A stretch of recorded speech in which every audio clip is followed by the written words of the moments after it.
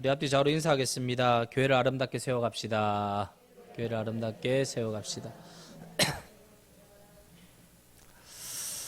고대 그리스의 철학자인 아리스토텔레스는 세상을 이 한쪽 방향으로만 보지 않았습니다. 어떻게 봤는가 하면 가능태와 현실태로 나누어서 세상을 보았습니다. 예를 들면 이 씨앗 하나를 보면 아리스토텔레스는 이 씨앗 하나만 본 것이 아니라 이 씨앗을 심어서 이게 자라고 성장하게 될 나무를 같이 보았습니다. 씨앗은 나무의 가능태이고 나무는 씨앗이 현실화된 현실태로 본 것이죠. 그리고 이것이 그냥 끝난 것이 아니라 나무 한 그루만 본 것이 아니라 한 그루가 두 그루가 되고 10그루, 100그루, 1000그루가 되어서 큰 숲을 이루면 나무 한 그루는 가능태이고 큰 숲이 이루어진 현실은 현실태가 된 거예요. 그러니까 가능성에서 현실로, 또 가능성에서 현실로, 또 가능성에서 더 큰 현실로 이루어지는 것을 아리스토텔레스는 철학적 개념으로 이해를 한 것입니다. 우리 예수님은 여기서 더 나아가서 하나님 나라 천국을 보았습니다. 누가복음 13장 18절 19절 같이 읽어보겠습니다. 시작. 그러므로 예수께서 이르시되 하나님의 나라가 무엇과 같을까? 내가 무엇으로 비교할까? 마치 사람이 자기 채소밭에 갖다 심은 겨자씨 한 알 같으니 자라 나무가 되어 공중의 새들이 그 가지에 깃들였느니라. 우리 예수님이 겨자씨 이야기를 하셨습니다. 하나님의 나라가 무엇과 같을까 질문을 하시면서 예수님께서는 마치 자기 채소밭에서 겨자씨 하나를 심은 것과 같으니 자라 나무가 되어 공중의 새들이 그 가지에 깃들이느니라. 그냥 겨자씨 한 알 그대로 있으면 그건 씨앗인데 그 씨앗 안에 있는 생명의 가능성을 주님은 보셨던 거예요. 그래서 예수님은 씨앗 안에 있는 그 생명의 가능성이 하나님의 나라다라고 말씀한 거예요. 그러니까 이것이 씨앗이 자라고 또 자라서 큰 나무가 되는 현실을 우리 주님은 꿈꾸셨던 것입니다. 그런데 여러분, 우리가 살면서 참 이 가능성을 잃어버리고 살 때가 너무 많습니다. 그냥 현실만 보는 거죠. 눈앞에 있는 나의 현실. 나를 봐도 내가 지금 처한 현실만 보는 거죠. 눈앞에 있는 현실, 나의 현실, 어려운 현실, 몸이 아픈 현실, 가지지 못한 현실, 초라한 현실만 자꾸 보는 거예요. 현실만. 사랑하는 여러분, 여러분 어릴 때 한번 생각해 보세요. 어릴 때 꿈이 많았죠? 없으셨어요? 꿈이 많으셔. 어릴 때 꿈이 다 많았어요. 청년 때도 이루고자 하는 많은 소원이 있어요. 근데 나이가 들어가고 또 들어가다 보니 그 꿈과 현실은 어느덧 역사의 저편으로 지나가고 그냥 하루하루 먹고 살기에만 바쁜 이 현실에 치여서 그냥 하루하루 살아가기에 바쁜 하루를 우리는 살고 있습니다. 근데 하나님께서는 우리가 현실에 매여 살기만을 원치 않습니다. 하나님은 우리의 내면을 보시고 지금도 우리 속에서 일하고 계시는 하나님의 가능성을 하나님은 지금 살피고 계십니다. 오늘 이 말씀을 통해 그렇다면 나는 다 잊고 살았는데 지금 나에게도 가능성이 남아있는가? 지금 이 나이에 지금 이 나이에 가능성이 있어? 여러분 이걸 한번 살펴보았으면 좋겠습니다. 오늘 본문의 주인공이 기드온입니다. 기드온이 살았던 현실은요, 암담함 그 자체였어요. 기가 막힌 현실이었어요. 이스라엘 백성들이 미디안 민족에게 나라를 빼앗겨 버렸습니다. 이 미디안 민족이 얼마나 이스라엘 백성들을 괴롭고 힘들게 했던지 오늘 3절 4절을 보시면 우리 한번 3절 4절 같이 읽어보겠습니다. 3절 4절 시작. 이스라엘이 파종한 때면 미디안과 아말렉과 동방 사람들이 치러 올라와서 진을 치고 가사에 이르도록 토지 소산을 멸하여 이스라엘 가운데 먹을 것을 남겨두지 아니하며 양이나 소나 나귀도 남기지 아니하니. 이 미디안 족속이 이스라엘 백성들에게 농사 지을 수 있는 것을 다 가져가고 곡식도 다 틀어가고 아무것도 남기지 않고 다 빼앗아가는 현실이었어요. 그래서 여러분 이 현실이 6절에서 뭐라고 되어 있는가 하면 6절 같이 읽어보겠습니다. 시작. 이스라엘이 미디안으로 말미암아 궁핍함이 심한지라 이에 이스라엘 자손이 여호와께 부르짖었더라. 궁핍함이 심한지라. 왜? 다 뺏어가니까. 심어가지고 뭐 좀 나면 다 가져가요. 생각해 보시라고요. 내가 심었어요. 감자 심었어요. 감자에서 싹이 나서 잎이 나서 감자 이 노래 감자 잎이 나서 싹이 나고 감자 어릴 때 이 노래를 하도 많이 해가지고 근데 나기만 하면 뺏어가는 거예요. 좀 생각해 보세요. 얼마나 비참해요. 근데 기드온이 이런 현실 속에서 소원이 하나 있었어요. 내 식구만큼은 굶기지 말자. 소원이 있었어요. 그래서 기드온이 이 밀을 어디서 얻어왔는지는 모르겠지만 이 얻어온 밀을 가지고 어떻게 하는가 하면 밀을 포도주 틀에서 타작해요. 밀을 밀 타작기로 타작 안 하고 밀을 포도주 타작기로 타작하는 거예요. 11절 같이 읽어보겠습니다. 11절 시작. 여호와의 사자가 아벨셀 사람 요아스에게 속한 오브라에 이르러 상수리 나무 아래에 앉으니라. 마침 요아스의 아들 기드온이 미디안 사람에게 알리지 아니하려 하여 밀을 포도주 틀에서 타작하니. 여러분 옛날 고대 이스라엘 마을에 보면요, 밀을 타작하는 밀 타작 마당이 산 꼭대기에 있어요. 왜냐하면 바람이 막 쌩쌩 부는 곳, 바람이 잘 통하는 곳, 거기에서 밀을 타작해야 밀 쭉정이가 바람 때문에 쫙 날아가 버리는 거예요. 다 날아가 버리는 거예요. 그래서 제일 꼭대기 올라가면 밀 타작 마당이 있어요. 그래서 거기서 밀을 타작해요. 근데 포도주 틀은요, 땅바닥 밑에 쑥 꺼져 있어요. 제일 밑에 아무도 없는 거기에 땅을 파서 포도주 틀을 설치해 놓고 거기서 포도를 막 쥐어 바른 거예요. 그 즙을 짜고 거기서 타작하는 거예요. 그런데 밀을 지금 기드온이 어디서 한다고요?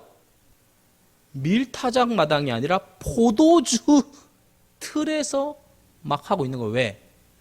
들키면 다 뺏기니까 아무도 안 보는 포도주 틀 지하로 내려가 가지고 누가 오나 안 오나 살피면서 조금씩 타작하고 있는 거예요. 몰래 타작하고 있는 거예요. 그거 가지고 자기 새끼 먹이려고.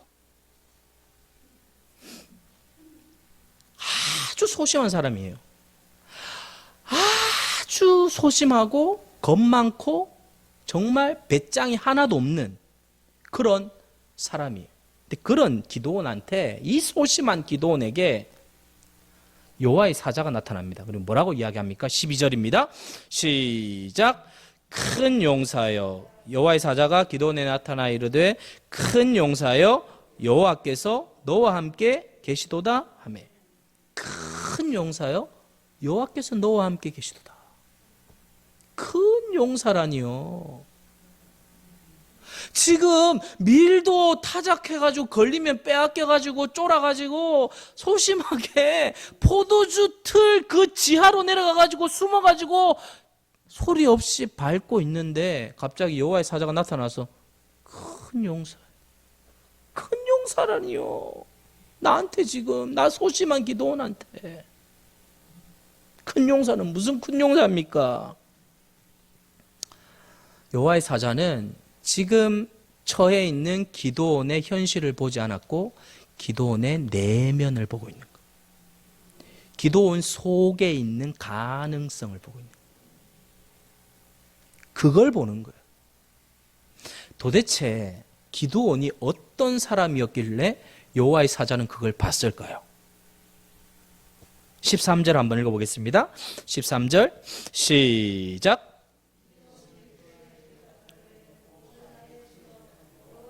우리와 함께 계시면 어찌하여 이 모든 일이 우리에게 일어났나이까? 또 우리 조상들이 일찍이 우리에게 이르기를 여호와께서 우리를 애굽에서 올라오게 하신 것이 아니하냐 한 그 모든 이적이 어디 있나이까? 이제 여호와께서 우리를 버리사 미디안의 손에 우리를 넘겨주신나이다 하니, 이 말씀을 보면 기드온은요 일단 하나님의 말씀을 잘 알고 있는 사람이었어요. 이집트 출애굽 사건을 꿰뚫고 있죠. 이 사람은 성경을 읽고 아는 사람이에요. 하나님의 말씀을 묵상하고 성경을 읽고 하나님께서 우리 민족에게 행하신 일, 하나님께서 출애굽 사건을 통하여 어마어마한 역사를 하신 일들을 다 알고 있는데 그 엄청난 일을 행하신 하나님을 내가 듣고 보고 읽어서 알고 있는데 우리 현실은 왜 이런가 고민한 사람이에요. 내가 성경을 읽고 듣고 보아서 하나님이 얼마나 위대한 분인지 알고 있는데 지금 내가 처한 현실은 도대체 왜 이러냐 고민하는 사람. 말씀의 현실과 이상의 괴리가 있는 것을 느끼는 사람이에요. 현실 가운데 고민한다는 거예요. 그리고 하나님께 질문을 합니다. 하나님께서 함께 하시는데 왜 우리는 이렇게 비참합니까? 포도주 밀 타작 마당에서도 밀을 돌릴 수 없을 만큼 비참한 현실. 왜 말씀은 대단한데 내 삶은 왜 이 모양 이 꼴입니까? 라고 질문하며 고민하며 살고 있는 거예요. 포도주 틀에서 밀을 밟으면서도 고민하고 있는 거예요. 말씀은 대단한데 왜 나는 숨어서 이러고 있어야 합니까? 계속 고민하는 거예요. 사랑하는 여러분, 그래서 사람들은 성경 따로 인생 따로 이렇게 생각하는 거예요. 성경은 성경이고 내 인생은 이런 거야 라고 체념하는 것입니다. 말씀이 이렇게 기록되어 있어도 내 인생은 어쩔 수 없어 라고 포기하는 사람들이 많다는 거예요. 사랑하는 성도 여러분, 하나님은 지금 기도원이 질문하고 있는 그 질문 속에서 가능성을 보고 있는 거예요. 가능성. 하나님의 말씀을 읽고 듣고 묵상하는 가운데에서 하나님은 이런 분이라고 들었는데, 하나님은 이런 대단한 분이라고 내가 알고 들었는데 왜 내 인생은 이것밖에 안 되냐고 질문을. 여러분, 학교에서 가능성이 있는 학생은 어떤 학생입니까? 선생님이 수업을 하고 과제를 내주고 집에 가서 풀어오라고 합니다. 학생이 집에 가서 풀어보고 익혀보고 하는데 잘 안 돼요. 그 다음 시간에 와서 손을 듭니다. 질문을 합니다. 선생님, 안 됩니다. 왜 안 될까요? 라고 하면서 질문을 해요. 선생님이 한 번 더 가르쳐 줍니다. 그러면서 문제를 풀어가요. 왜 안 될까요? 이 학생은 이 발전 가능성이 굉장히 많은 학생이에요. 선생님이 그 질문하는 학생은 다르게 봅니다. 유심히 보고요. 더 가르쳐 주려고 하고 힘쓰고 도와주려고 해요. 왜요? 질문하기 때문에. 질문하기 때문에. 사랑하는 성도 여러분, 우리 신앙생활도 마찬가지입니다. 말씀을 들었습니다. 배웠습니다. 알았습니다. 현실 가운데 묻는 것입니다. 하나님 왜 안 됩니까? 하나님 왜 안 됩니까? 왜 나는 이러해야만 합니까? 라고 하나님 앞에 질문할 때 하나님은 그 사람의 가능성을 발견하세요. 체념하지 않아요. 포기하지 않아요. 왜 안 되냐고 질문해요. 여러분, 이 빨대가 언제 만들어진 줄 아십니까? 1888년도에 만들어집니다. 이 빨대가 처음 만들어질 때 어떤 빨대입니까? 제가 소품을 준비했죠. 일자 빨대입니다. 일자. 처음 빨대는 일자 빨대예요. 일자 빨대. 이 일자 빨대로만 해요. 근데 이 빨대는 구부려지지 않아요. 이렇게 구부려지지 않아요. 근데 이 구부려지지 않아 가지고 주름 잡힌 빨대를 만듭니다. 그 빨대가 이 빨대입니다. 주름이 잡혀 있어요. 그래서 굽혀도 잘 빨아서 드실 수 있어요. 근데 이거는 굽혀서 절대 못 빨아요. 왜 주름 빨대가 나왔느냐? 사연이 있습니다. 일본 요코하마에 한 아주머니가 있는데 아들이 큰 병에 걸렸어요. 그러니까 누워 있어요. 아무것도 못 먹는 거예요. 그래서 엄마가 뭐라 좀 먹이려고 우유 이걸 해가지고 이렇게 먹이면 누워 있으니까 다 새는 거예요. 그래서 한 모금이라도 여기 우리 권사님들 앉아 계시 눈이 반짝반짝하는데 우리 권사님들 아들 하나 우리 권사님들 아들 한 번 먹인다는 마음이요. 이게 눈이 반짝반짝하는 게 그 마음이 이제 공감이 가는 거예요. 이 엄마가 그랬던 거예요. 우리 아들 한 모금이라도 먹여야 되는데 못 먹는 거예요. 그래가지고 봤더니 그 어린아이가 쓰는 이 노란 그 기저귀 팬티 고무줄이 있는 거예요.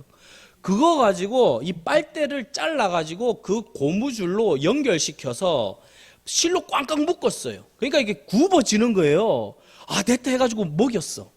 근데 애가 먹더니 그냥 뱉는 거예요. 그래서 엄마가 먹어봤어. 아이고, 이 고무 냄새가 얼마나 심하게 나는지 먹을 수가 없는 거예요.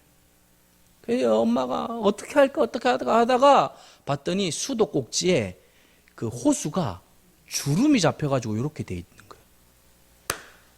빨대 만든 사람 찾아가가지고 이 빨대를 이런 주름 잡힌 걸로 만들어 달라고. 그래서 그 사람이 그 빨대를 주름 잡힌 빨대 만들어가지고 아들 눕혀가지고 막 쭉쭉 빨아먹게 만들었다는 이야기입니다.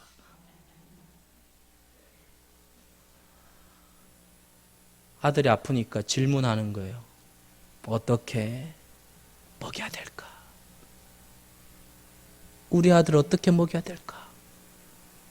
발견하는 거예요. 그래서 만들었어요.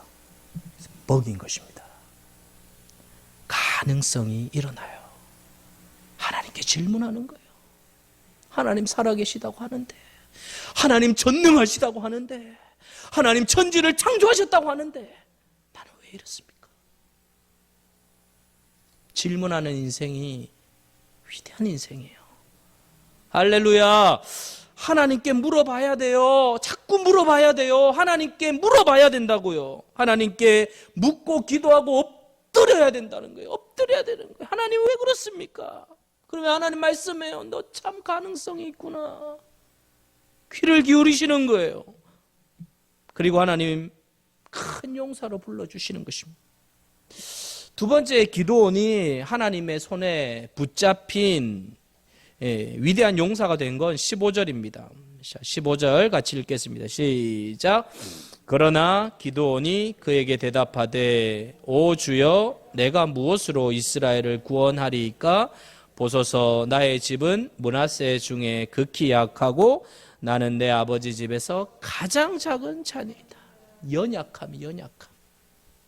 하나님의 큰 용사로 부르시는 조건 두 번째는 연약함이에요. 하나님, 저는 약합니다. 하나님, 저는 부족합니다. 하나님께 손을 내밀고 있어요. 이 기드온이 연약하다고 하면서 자기 집안을 이야기합니다. 저는 므낫세 지파입니다.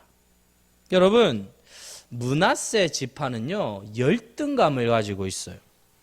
원래 야곱의 12아들이 12지파잖아요. 근데 그 중에 요셉 지파는 없습니다. 왜냐하면 요셉이 낳은 므낫세와 에브라임이라는 이 지파가 이스라엘 12지파에 들어갔기 때문에 요셉 지파는 없어요. 그러니까 에브라임, 므낫세가 요셉 지파예요. 땅을 분배받을 때도 므낫세 지파, 에브라임 지파가 땅을 분배받죠. 레위 지파가 제사장 지파니까 땅을 분배 안 받잖아요. 그러니까 두 지파가 나누어서 들어가서 12지파가 되어 땅을 분배받았습니다. 근데 므낫세 지파는 늘 열등감이 있었어요. 왜요? 요셉이 아버지 야곱에게 갔어요. 아버지, 우리 아들 축복해 주세요 하니까 야곱이 그래 축복해 줄게 하면서 므낫세와 에브라임을 앉혀놓았어요. 므낫세가 장자입니다. 에브라임이 차자입니다. 그래서 므낫세한테 오른손을 올려서 축복할 줄 알았는데 어긋나서, 아버지 손을 바꿨어요. 아니다, 내가 그렇게 했다. 에브라임이 큰 자가 되고 그렇게 축복을 했습니다. 그때 에브라임이 큰 민족을 이루어서 그렇게 된다고 축복하니까 이제 므낫세는 언제나 열등감을 가지고 있어요. 가나안 땅을 정복할 때도 가나안을 넘어갈 때 넘어가지 않고 그냥 그 자리에 있겠습니다 하니까 모세가 설득해가지고 넘어가서 정복하고 조금 정복하고 열등감에 빠져 있는 지파예요. 여러분, 출애굽 정복할 때 여호수아와 갈렙이 있잖아요. 여러분, 여호수아는 무슨 지파입니까? 에브라임 지파입니다. 갈렙은요, 유다 지파입니다. 므낫세 지파에서 탁월한 인물이 한 명도 없었어요. 지금 그 얘기를 하는 것입니다. 내가 이렇게 연약한 지파에 있는데 어떻게 큰 용사가 될 수 있습니까? 저는 그 중에서도 므낫세 지파 중에서도 가장 작은 자입니다. 내가 무슨 용사가 될 수 있단 말이에요. 사랑하는 여러분, 연약할 때 사람은 두 종류가 나타납니다. 첫 번째는 그래, 못해, 안 돼, 포기합니다. 내가 뭘 할 수 있어? 내가 뭘 할 수 있단 말이야? 이렇게 쟁쟁한 사람들 앞에서 내가 뭘 해? 하면서 포기하는 사람이 있어요. 어떤 사람은 한번 해보자, 한번 달려가보자, 한번 싸워보자 하면서 막 해요. 근데 그렇게 한다고 해서 다 성공하는 것도 안 돼요. 그 중에서 몇 명만 그렇게 할 수 있어요. 대표적인 사람이 누군가 하면 징기스칸입니다. 징기스칸이요, 엄청난 업적을 이룹니다. 그러면서 마지막 자기 아들한테 유언을 한 말이 굉장히 유명하죠. 제가 한번 읽어드리겠습니다. 집안이 나쁘다고 탓하지 말라. 난 9살 때 아버지를 잃고 마을에서 쫓겨났다. 가난하다고 말하지 말라. 나는 들쥐를 잡아 먹으며 연명했고 목숨을 건 전쟁이 내 직업이고 내 일이었다.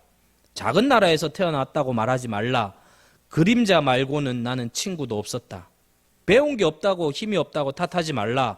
나는 내 이름도 쓸 줄 몰랐으나 남의 말에 귀 기울이면서 현명해지는 법을 배웠다.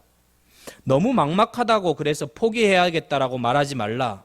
나는 목에 칼을 쓰고도 탈출했고 뺨에 화살을 맞고 죽었다 살아나기도 했다. 적은 밖에 있는 것이 아니라 내 안에 있었다. 나는 내게 거추장스러운 것은 깡그리 쓸어버렸다. 나는 나를 극복하는 순간 나는 징기스칸이 되었다. 멋지지 않습니까? 집에 갖다 붙여가지고 외우면서 살고 싶어요. 근데 여러분, 누가 이렇게 살 수 있어요? 누가?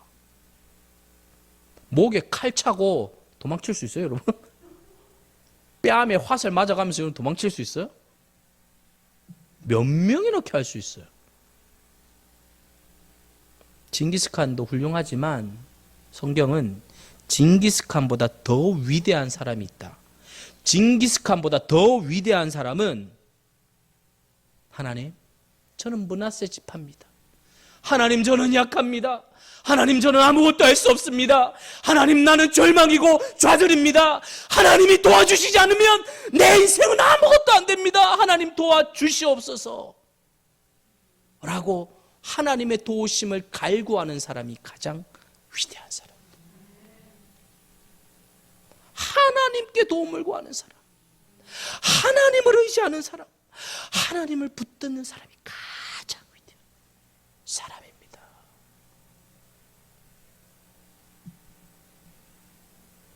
힘들면 힘들다고, 어려우면 어렵다고, 가난하면 가난하다고, 병이 들면 병들었다고 하나님께 아뢰고 하나님께 구하고 하나님의 도우심을 간구하는 자가 가장 위대하고 존귀한 자인 줄 믿습니다.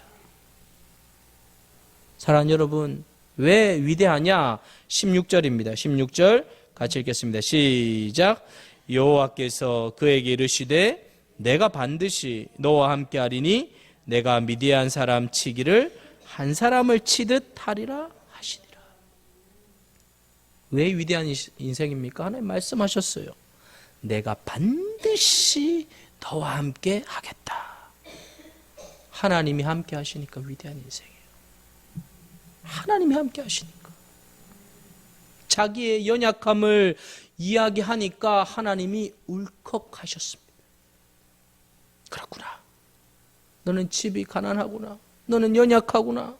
너는 지파 중에 가장 연약하구나. 부족하구나. 너는 네 힘으로 일어설 수 없구나. 너는 너의 힘으로 살아갈 수 없구나. 네가 나에게 도움을 구하니 내가 너를 도와줄게. 내가 너를 도와줄게. 사랑하는 성도 여러분, 하나님께 도움을 받는 것이 가장 위대한 인생인 줄 믿습니다. 하나님께 구하는 자,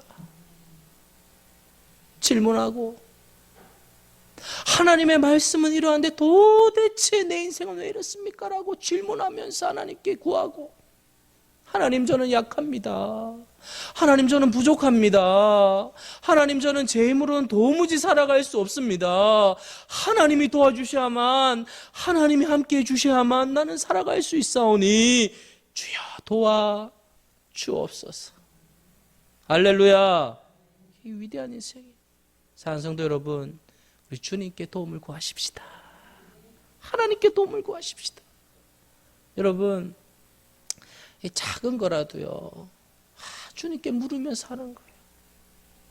하나님, 오늘은 어떻게 보낼까요? 하나님, 오늘은 어떻게 나갈까요? 하나님, 이거는 어떻게 해야 할까요? 참 신기해요, 여러분. 그렇게 질문을 던지고 뭔가를 하잖아요. 그러면 뭔가 이게 되어지는 게 달라요. 그러니까 저도 제가 이렇게 할 때 제 힘으로 할 수 있는 것들이 많죠. 근데 그런 걸 계속 훈련해요. 하나님, 이거는 어떻게 해야 될까요? 이건 어떻게 해야 될까요?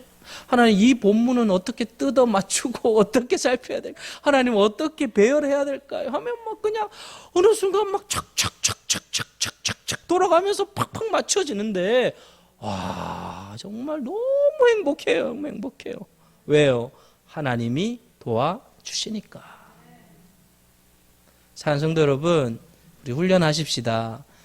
작은 것도요, 작은 것도 하나님께서 하실 수 있도록.